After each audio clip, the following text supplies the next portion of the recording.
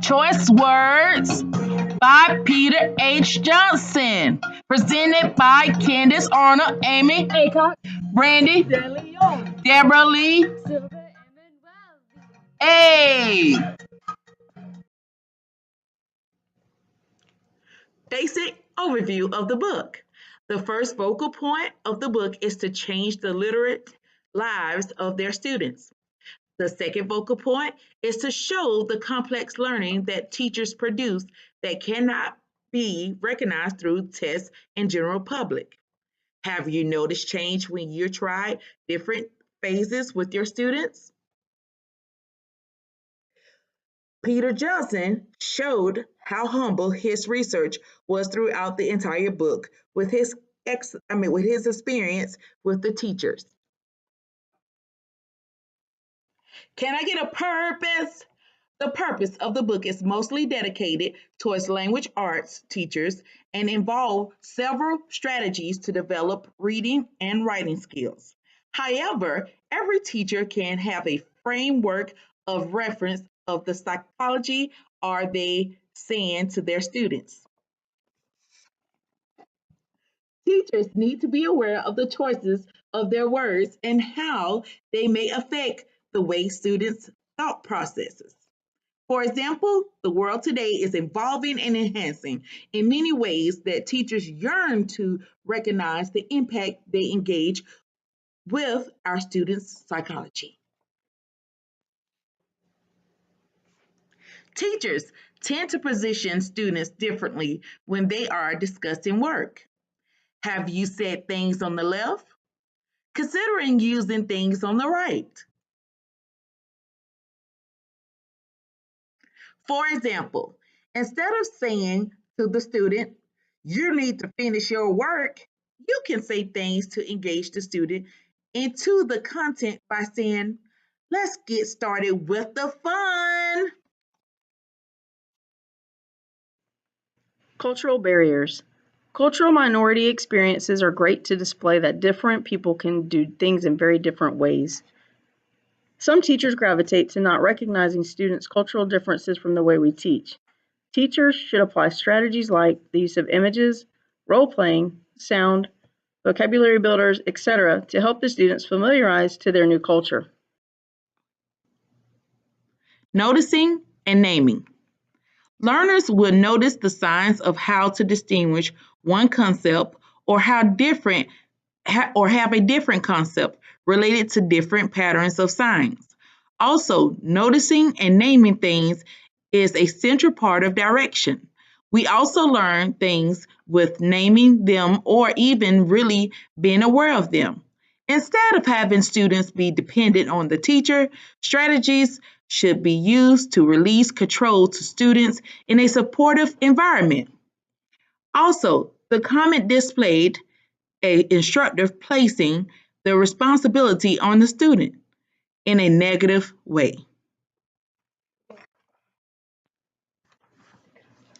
Some phrases that can build students' awareness, like, did anyone notice anything interesting happening in the video? Or did anyone create a new character to the story?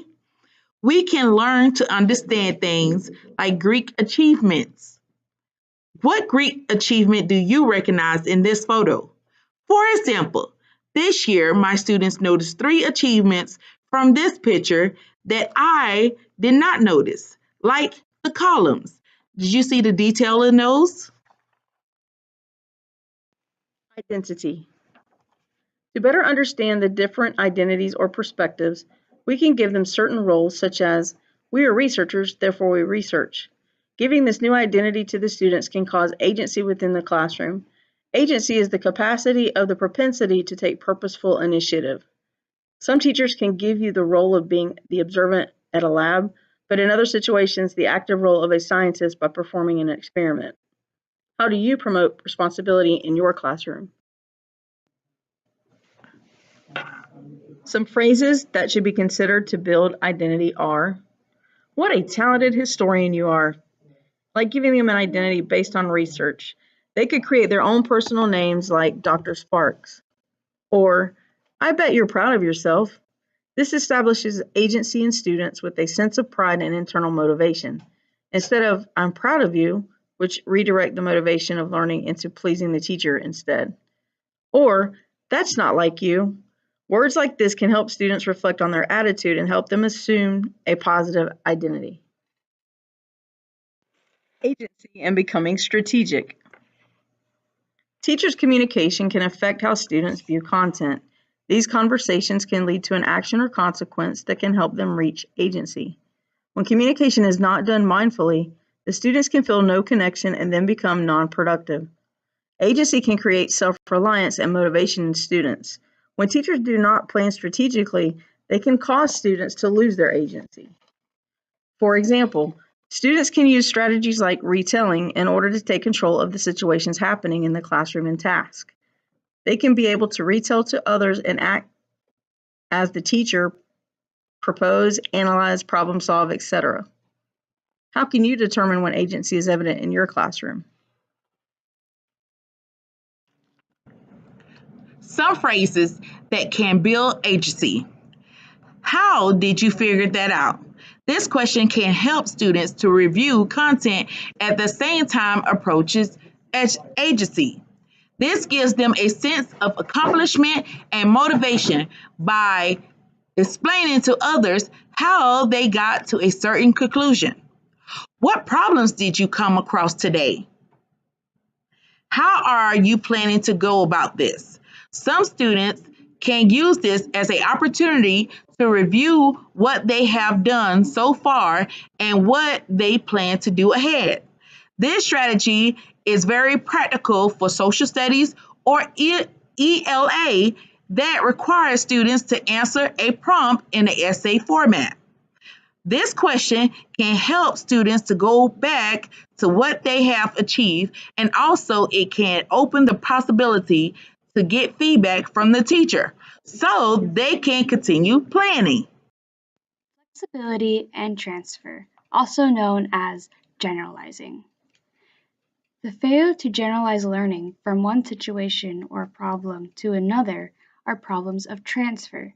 Children are more likely to transfer their strategic problem solving to other situations when they are less isolated and are more flexible with the way they apply strategies to solve a problem. Instead of giving up, quitting, or repeating the same strategy, they are more likely to try multiple strategies. Teachers need to build a connection between the subjects or activities to help the student understand how using flexibility with strategies can help solve problems in any subject or endeavor. If you'll notice on the screen are some phrases that encourage transfer and flexibility. Developing the transfer and flexibility of problem solving in a child helps them to not only solve problems in the academic sense, but be better problem solvers and critical thinkers in the real world, not just in school. What teacher talk do you use in your classroom? Knowing. Children need to go from just a knower of knowledge to constructing and owning the knowledge. In order for this to occur, the teacher must shift the classroom to a more community atmosphere instead of a dominant environment. Common pattern of interaction between teachers and the students. As said in the book, the common pattern of interaction between teachers and their students have been called the IRE for when the teacher initiates, the student responds, and then the teacher evaluates, or sometimes IRF. This being said, this can be a controlling situation because the teacher is in the role of the authority and gives the student the knowledge they have without any student-led learning. Parker Palmer stated, "The knowledge is composed of facts possessed by the teachers, who have the authority to transmit it to the children. The children know about the word only through the knowledge that is transmitted to them.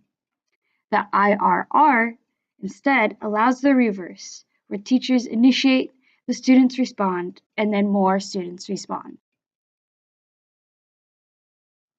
Some examples that teachers use to encourage students' thinking are, for example, silence, also known as wait time, allows the student time for critical thinking to discuss the topic or questions among themselves, and more high order thinking.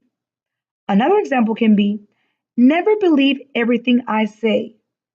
Never believe everything an adult says. Encourages the questioning of authority and to not take every comment or opinion as a fact at face value. Demonstrates that teachers are humans and subject to error.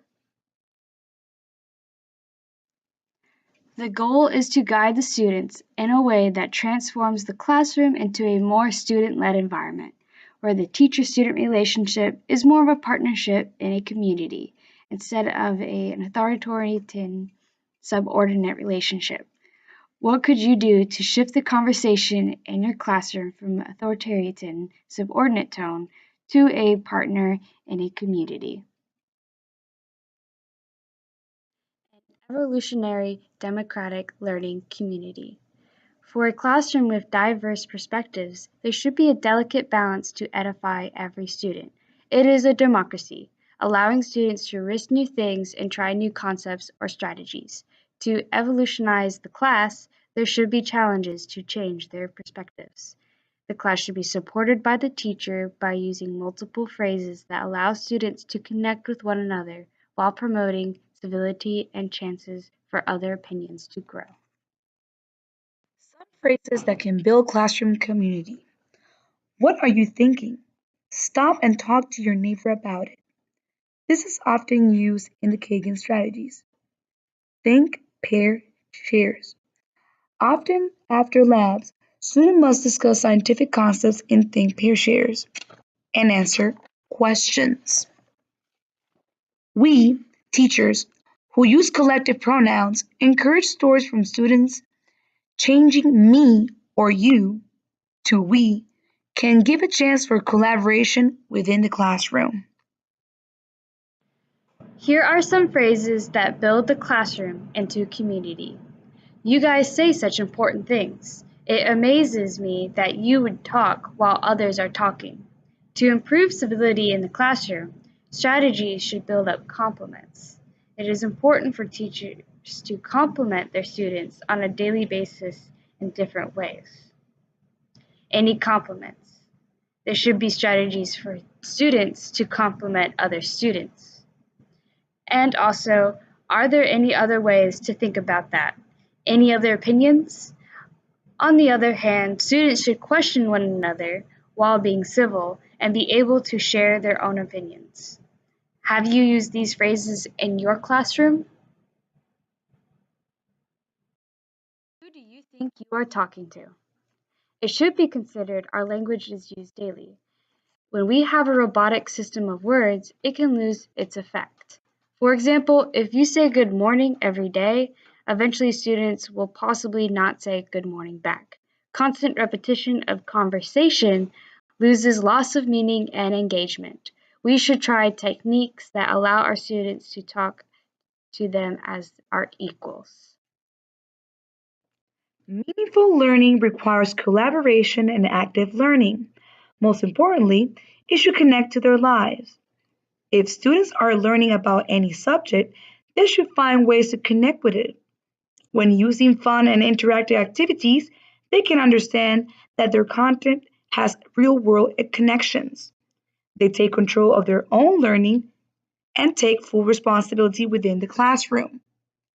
What are ways that you relate your content to your students?